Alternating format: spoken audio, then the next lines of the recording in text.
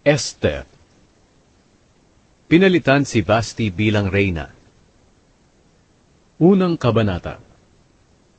May isang hari sa Persya na ang pangalan ay Ahasuerus. Nakatira siya sa palasyo niya sa lungsod ng Susa. Ang nasasakupan niya ay 127 probinsya mula sa India hanggang sa Ethiopia. Nang 3 taon ang paghahari niya, nagdaos siya ng malaking handaan para sa mga pinuno niya at sa iba pang lingkod sa palasyo. Dumalo rin ang mga pinuno ng mga kawal ng Persya at Media, pati na ang mararangal na tao at mga pinuno ng mga probinsya. Ang handaang iyon ay tumagal ng 6 na buwan, at sa loob ng mga panahong iyon, ipinakita ni Ahasuerus ang kayamanan ng kaharian niya, ang kanyang kapangyarihan, at ang karangyaan ng kanyang pamumuhay. Pagkatapos noon, naghanda rin ang hari para sa lahat ng mga taga-Susa, mayaman man o dukha. Ang handaang iyon ay ginanap sa hardin ng palasyo ng hari, at tumagal ng 1 linggo. Naglagay sila ng kurtinang puti at asul na tinalian ng panaling gawa sa telang linen na kulay ube, at ikinabit sa mga argolya na pilak sa mga haliging marmol. Ang mga upuan ay yari sa ginto at pilak. Ang sahig naman nito ay may disenyong yari sa kristal, marmol, nakar, at iba pang mamahaling bato. Pati ang mga kopa na iniinuman ng mga panauhin ay yari sa ginto na iba't iba ang hugis at disenyo. Nag-utos ang hari sa mga alipin niya na bigyan ng mamahaling alak ang mga panauhin niya hanggat gusto nila. Habang nagdadaos ng handaan ang hari para sa mga kalalakihan, nagdadaos din ng handaan si Reyna Vashti para sa mga kababaihan sa palasyo ni Haring Ahasuerus. At sa 7 araw ng pagdiriwang, masayang-masaya ang hari dahil sa labis na nainom. Ipinatawag niya ang 7 pinuno niya na may matataas na katungkulan na personal na nag-aasikaso sa kanya. Ito'y sina Mehuman, Biztha, Harbona, Bigtha, Abagtha, Zetar, at Karkas. Pagkatapos, ipinasundo niya si Reyna Vashti.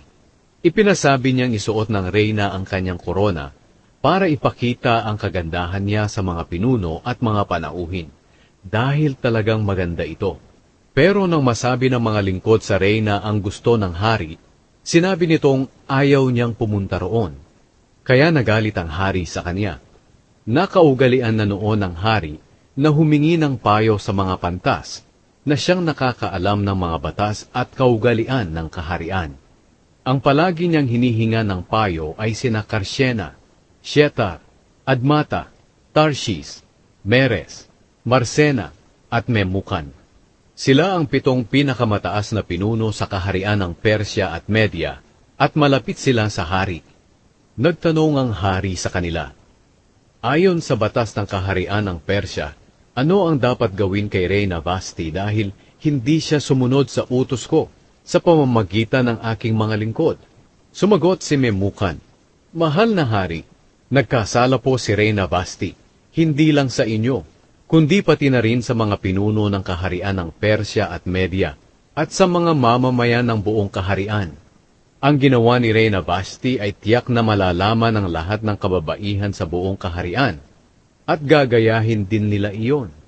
Hindi rin sila magsisisunod sa asawa nila, dahil mga ngatuwiran sila na si Reyna Vashti nga ay hindi sumunod noong pinapapunta siya ng hari roon sa kanya. Kaya simula ngayon, maaring ito rin ang gawin ng mga asawa ng mga pinuno ng Persya at Media, na makakabalita sa ginawa ng reyna. Kaya ang mangyayari, hindi na igagalang ng mga asawang babae ang kanilang mga asawang lalaki, at magagalit ang mga ito sa kanila. Kaya kung gusto ninyo, mahal na hari, iminumungkahi namin na gumawa kayo ng isang kautusan, na huwag nang magpakita pa sa inyo si Reyna Vashti, at palitan ninyo siya ng reynang mas mabuti kaysa sa kanya. Ipasulat po ninyo ang kautusang ito, at isama sa mga kautusan ng kaharian ng Persya at Media, para hindi na mabago. At kapag naipahayag na ito sa buong kaharian, tiyak na igagalang ng mga babae ang mga asawa nila, mula sa pinakadakila hanggang sa pinakaaba. Nagustuhan ng hari at ng mga pinuno ang payo ni Memukan. Kaya sinunod niya ito.